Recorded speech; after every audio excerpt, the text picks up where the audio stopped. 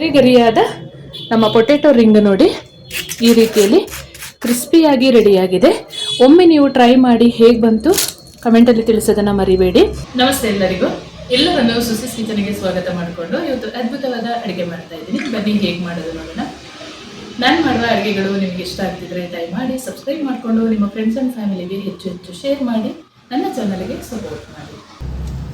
ಇವತ್ತೊಂದು ಪೊಟೆಟೊ ರಿಂಗನ್ನು ಮಾಡಿಕೊಳ್ಳೋಣ, ತುಂಬ ಚೆನ್ನಾಗಾಗುತ್ತೆ. ಅರ್ಧ ಕೆಜಿಯಷ್ಟು ಆಲೂಗೆಡ್ಡೆನ ಬೇಯಿಸಿ ಇಟ್ಕೊಂಡಿದ್ದೀನಿ. ಇದನ್ನು ಚೆನ್ನಾಗಿ ಇವಾಗ ಪುಡಿ ಮಾಡ್ಕೊಳ್ಳೋಣ. ಕೈಯಲ್ಲಾದರೂ ಮಾಡ್ಕೋಬೋದು, ಬಿಸಿ ಬಿಸಿ ಮಾಡಿಕೊಂಡ್ರೆ ಬೇಗ ಪುಡಿ ಆಗುತ್ತೆ ಅಂತ ಮಾಡ್ಕೊಳ್ತಾ ಇದ್ದೀನಿ ನಾನು. ನಿಮ್ಮ ಮನೆ ಅಳತೆಗೆ ನೀವು ಒಂದು ಆಲೂಗೆಡ್ಡೆ ಆದರೂ ತೊಗೊಂಡು ಮಾಡ್ಕೊಳ್ಬೋದು, ತುಂಬ ಚೆನ್ನಾಗಾಗುತ್ತೆ. ಆಲೂಗೆಡ್ಡೆ ಅಂದರೆ ಯಾರಿಗೆ ಇಷ್ಟ ಇರಲ್ಲ ಅಲ್ವಾ, ಮಕ್ಕಳಿಗೆಲ್ಲ ತುಂಬ ಇಷ್ಟ ಆಗುವಂಥ ಒಂದು ಆಲೂಗೆಡ್ಡೆ ರಿಂಗ್ ಅಥವಾ ಪೊಟೆಟೊ ರಿಂಗ್ ಆಗಿರುತ್ತೆ. ಇದು ಮಾಡೋದು ತುಂಬ ಸುಲಭ.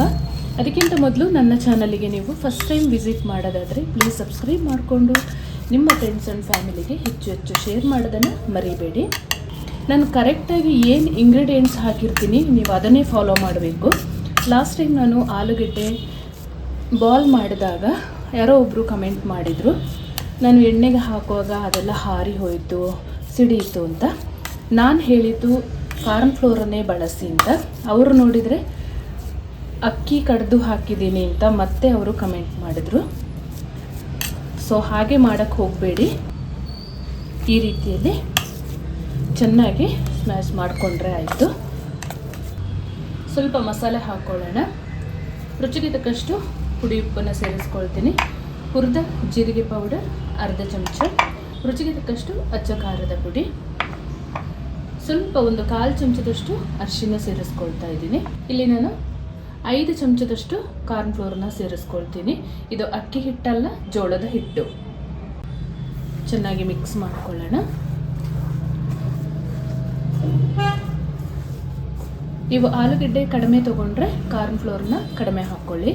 ನಾನಿಲ್ಲಿ ಅರ್ಧ ಕೆಜಿಯಷ್ಟು ತೊಗೊಂಡಿರೋದ್ರಿಂದ ಒಂದು 5 ಟೇಬಲ್ ಸ್ಪೂನಷ್ಟು ಹಾಕ್ಕೊಂಡಿದ್ದೀನಿ. ಚೆಂದ ಒಂದು ರೊಟ್ಟಿ ತಟ್ಟುವ ಹದಕ್ಕೆ ಕಲಿಸ್ಕೊಂಡ್ರೆ ಆಯಿತು.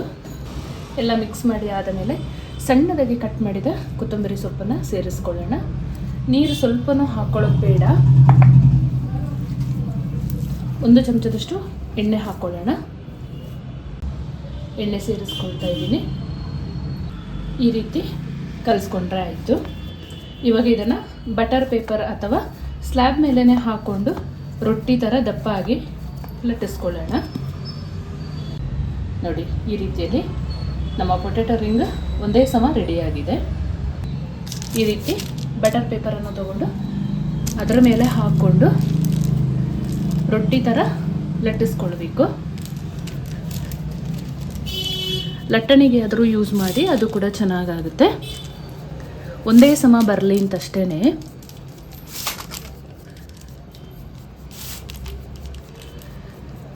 ತುಂಬ ಚೆನ್ನಾಗಾಗುತ್ತೆ. ಒಂದು ಸಲ ಮನೇಲಿ ಟ್ರೈ ಮಾಡಿ ನೀವು.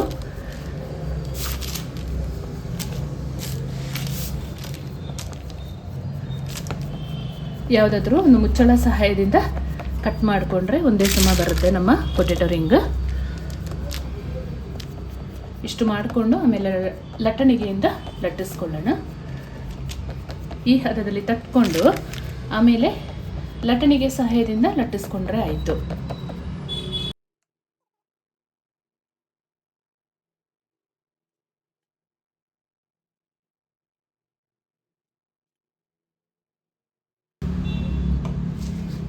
ಈ ಥರ ಒಂದು ಮುಚ್ಚಳ ತಗೊಂಡು ಒಂದೇ ಸಮ ಬರುವ ಹಾಗೆ ಕಟ್ ಮಾಡಿಕೊಳ್ಳೋಣ.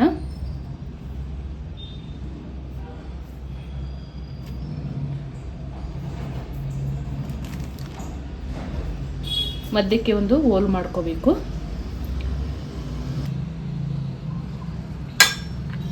ಈ ಥರ ಸಣ್ಣ ಮುಚ್ಚಳ ತಗೊಂಡು ಮಧ್ಯಕ್ಕೊಂದು ಹೋಲ್, ಈ ಥರ. ಇದು ತುಂಬ ಚೆನ್ನಾಗಾಗುತ್ತೆ.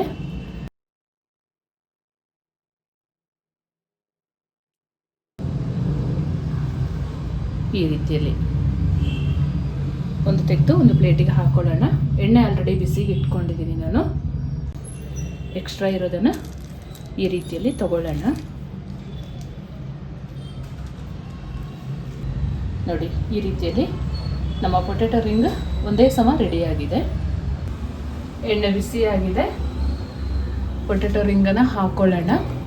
ಜಾಸ್ತಿ ಎಣ್ಣೆ ಬಿಸಿ ಆಗೋದು ಬೇಡ, ಒಂದು ಮೀಡಿಯಂ ಹದದಲ್ಲಿ ಆದರೆ ಸಾಕು.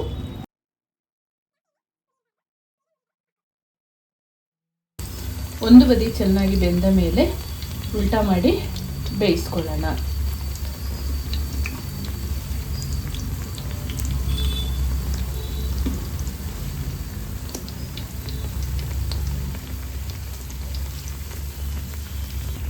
ಚೆನ್ನಾಗಿ ಕ್ರಿಸ್ಪಿಯಾಗಿ ಬೇಯಿಸ್ಕೊಳ್ಬೇಕು. ಉರಿ ಸ್ವಲ್ಪ ಮಧ್ಯಮ ಇದ್ದರೆ ತುಂಬ ಒಳ್ಳೆಯದು.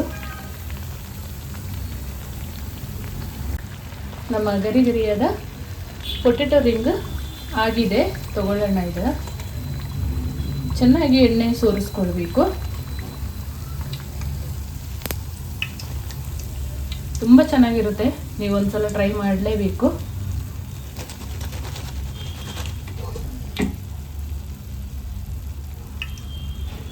ಮತ್ತೊಂದು ಬ್ಯಾಚ್ ಹಾಕೊಳ್ಳೋಣ. ಗರಿ ಗರಿಯಾದ ನಮ್ಮ ಪೊಟೆಟೊ ರಿಂಗ್ ನೋಡಿ ಈ ರೀತಿಯಲ್ಲಿ ಕ್ರಿಸ್ಪಿಯಾಗಿ ರೆಡಿಯಾಗಿದೆ. ಒಮ್ಮೆ ನೀವು ಟ್ರೈ ಮಾಡಿ ಹೇಗೆ ಬಂತು ಕಮೆಂಟಲ್ಲಿ ತಿಳಿಸೋದನ್ನು ಮರಿಬೇಡಿ. ಗರಿ ಗರಿಯಾದ ಪೊಟೆಟೊ ರಿಂಗ್ ಈ ರೀತಿಯಲ್ಲಿ ರೆಡಿಯಾಗಿದೆ. ತುಂಬ ಚೆನ್ನಾಗಿರುತ್ತೆ, ತುಂಬ ಬೇಗನೆ ಮಾಡಿಕೊಳ್ಳುವಂಥ ಒಂದು ಸ್ನ್ಯಾಕ್ಸ್ ಇದು. ಕಾಫಿ ಜೊತೆ ಕೂಡ ಟೇಸ್ಟ್ ಮಾಡ್ಬೋದು, ಅದು ಕೂಡ ಅದ್ಭುತವಾಗಿರುತ್ತೆ. ಹಾಗೆಯೇ ಟೊಮೆಟೊ ಸಾಸ್ ಜೊತೆ ಕೂಡ ಟೇಸ್ಟ್ ಮಾಡ್ಬೋದು. ನಾನು ಮಾಡುವ ಅಡುಗೆಗಳು ನಿಮಗೆ ಇಷ್ಟ ಆಗ್ತಿದ್ರೆ ದಯಮಾಡಿ ಸಬ್ಸ್ಕ್ರೈಬ್ ಮಾಡಿಕೊಂಡು ನಿಮ್ಮ ಫ್ರೆಂಡ್ಸ್ ಆ್ಯಂಡ್ ಫ್ಯಾಮಿಲಿಗೆ ಹೆಚ್ಚು ಹೆಚ್ಚು ಶೇರ್ ಮಾಡಿ, ನನ್ನ ಚಾನಲ್ಗೆ ಸಪೋರ್ಟ್ ಮಾಡಿ. ಹಾಗೆ ಮುಂದೆ ಅದ್ಭುತವಾದ ಹೊಸ ಅಡುಗೆಯೊಂದಿಗೆ ನಿಮ್ಮನ್ನು ಭೇಟಿ ಮಾಡ್ತೀನಿ. ಅಲ್ಲಿವರೆಗೂ ತುಂಬ ಹೃದಯದ ಧನ್ಯವಾದಗಳು.